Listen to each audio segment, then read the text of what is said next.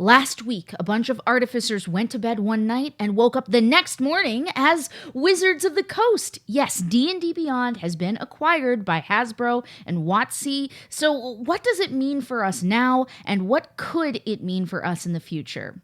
Let's dig in.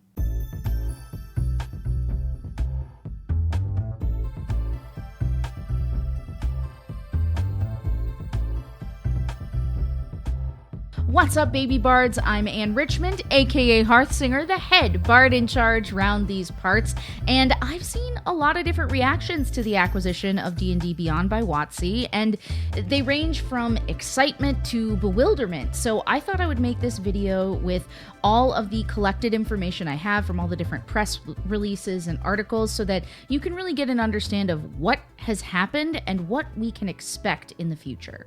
So a little bit of background. A lot of people are confused by the fact that D&D Beyond wasn't originally a Wizards of the Coast product. And the fact is, Hasbro had licensed their Dungeons & Dragons content to D&D Beyond. And that's the same way they would do it with, let's say, a VTT like Roll20, which has all of their rule sets and campaigns broken down into tools for use on their platform. So back in the beginning, D&D Beyond was a part of the Curse Gaming website network, and then it was acquired by Fandom, a wiki hosting service that served as a daily info source for movies, TV, games, licenses like Star Wars and Marvel, Fallout, DC, all of that.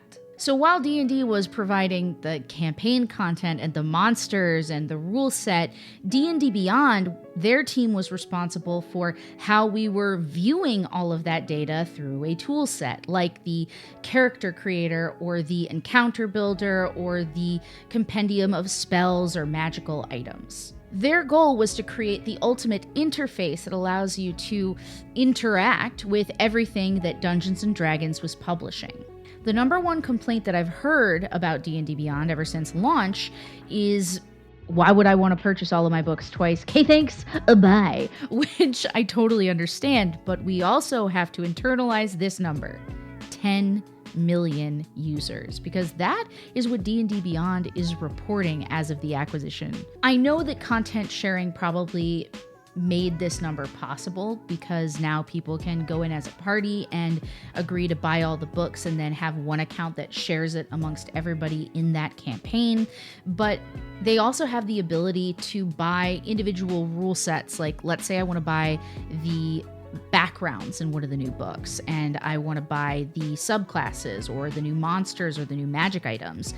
In a lot of the newer publications, you're able to buy those things separately. So even though you are paying for some of the information twice, what you're really doing is paying a lower fee to be able to use the organized filter to interface with that information in the character creator or elsewhere with the different tool sets on D&D Beyond. Try as they might with content sharing enablement and the ability to buy these individual rule sets at a heavy discount, those naysayers just didn't go away. But that being said, the tools here, the subscriptions, had an undeniable effect on the revenue for Wizards of the Coast, and I think that was definitely noticed by them. And take, for instance, if you want to look at my personal situation, I've really dedicated myself now at this point to buying on D&D Beyond. I live in New York City. I have limited shelf space. Because of my bad brain, I like to be able to Control F or search for things in a search bar. It makes it easier than flipping through pages for me or having to prep for my game by adding a million different tabs and post-its to the inside of a well-weathered tome. And don't get me wrong, I love holding a book in my hand, but this tool really made it easier for me to DM more efficiently and flexibly for my parties. I don't think I'm alone in that. People want to be able to play their D&D games everywhere without lugging around a bunch of heavy books. And while there are always people who will want to do that, I think this really opened up the playing field to more people to get into it. And the pandemic probably helped them because during this time, D&D experienced another surge. People were constantly rolling characters or trying to bring new people into the game in virtual space, and D&D Beyond allows you to share all of your information with a party no matter where they are around the world. And I think it became very clear to both fandom and to Wizards that they were really two sides of the same coin, one designing a game and one designing an awesome way to experience it. So now you understand where this acquisition came from and what it's all about. I do want to talk about what I think is next on the horizon. But before we do, let's check in with our spokes Kobold Flambe about our sponsor, the Kobold Plushies Kickstarter from the Gallant Goblin. Take it away, Flambe. There are only 2 more days to pledge to the Kobold Plushies Kickstarter from the Gallant Goblin. We got 10-inch, soft, kobold friends for your every adventuring need in 6 vibrant shades. We even have swappable accessories and pledge tiers that include collectible pins and the illustrious gold Gallant Goblin inspiration coin. So teleport and don't overland travel via the link in the info section over to our Kickstarter to adopt me or one of my fine friends before midnight on Friday, May 15th. All right, where were we? Yes, these 2 tabletop titans had joined together in unholy matrimony. So what's next? D&D Beyond has reported that we shouldn't expect any changes and that this transition should be seamless. And what that means is that your content isn't going anywhere. You'll have access to your characters, your campaigns, and all of your books. And the frustrating thing about all these press releases is that they don't really say much more than that. Everything else is guesswork. What they've assured us is that their goal together as a team is to make sure that the game is as easy to run as it can be, that it's exciting to play, and that it's accessible to everyone. And that's it. The press release does call out D&D Beyond as the official toolset of D&D, so what that will mean for licenses with other platforms, I'm not sure. And it also asserts that this is their first step in sort of shoring up their strength as they continue to move into the digital gaming space. With this purchase, they're also buying a content powerhouse because D&D Beyond creates a ton of blog posts and streaming and video content, including announcements on Unearthed Arcana or DM tips or actual plays and interviews with developers when new releases are coming. I think that's a great move. There are a ton of awesome content creators on the D&D Beyond team. I think we'll probably see some changes in what content gets more or less investment from what was being created by D&D Beyond because that content team will also probably interface or collaborate with the content team that's already at Wizards of the Coast. So I'm curious to see what that'll mean for them. For my money, one of the biggest things that they've purchased is access to data-driven insights. And what I mean by that is when you hand somebody a book off a shelf, you have very little real information about how a player or a DM is using that book.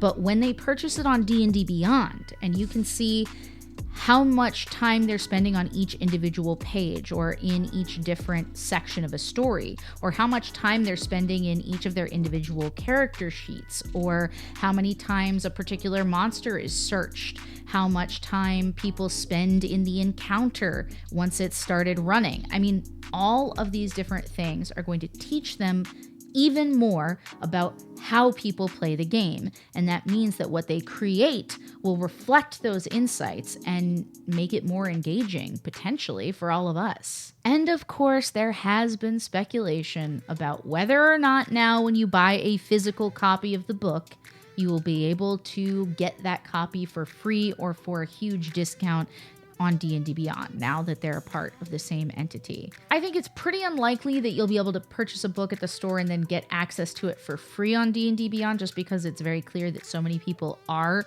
willing to make purchases there. And also just the sheer fact that it costs money to make this tool, and so they'll need to see a return on that investment. And jobs in tech, those are usually pretty expensive jobs to fill for a company. So I think you'll still probably have to pay something to get the books in digital form, but maybe there will be a discount. They did include some codes for opening up cards online in Magic the Gathering decks sold in stores. So it's not a promise, but it's an educated guess. We could see something like that in the future for Dungeons & Dragons. One thing is for certain, and that is that this purchase of D&D Beyond heralds a new digital age for Dungeons & Dragons. This week, we have the mysterious announcement for D&D Direct. The intro video for D&D Direct that they posted had a game controller in it. It had dice and maps and different licensed collectibles. So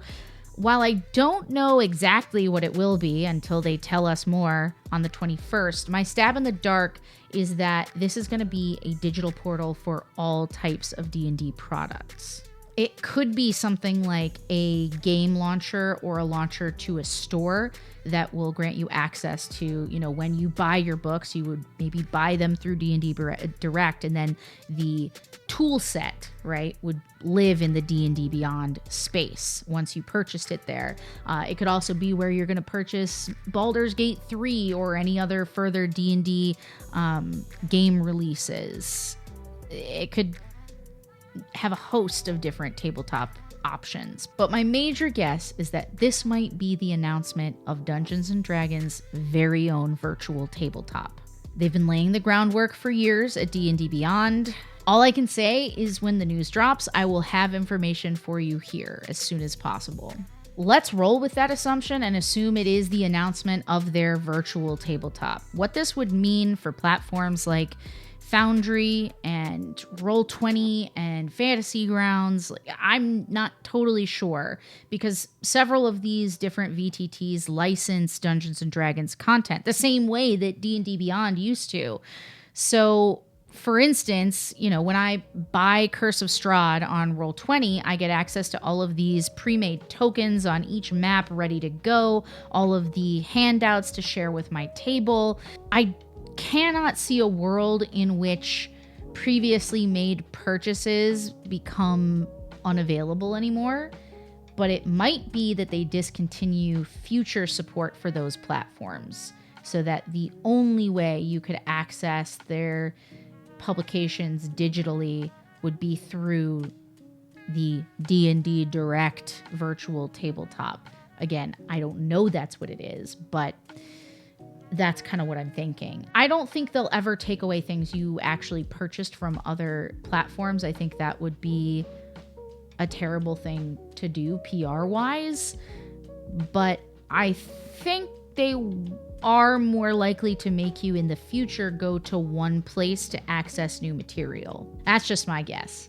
So yeah, what do you think all of this means? Please tell me in the comments below. I'm super curious, and I'm honestly cautiously optimistic about all of this. So make sure that you like, subscribe, smash the bell so that you get notifications when I upload a new video, because as soon as there is new news, it will be here on Hearthsinger Games. So I'll see you guys on the next quest. Bye!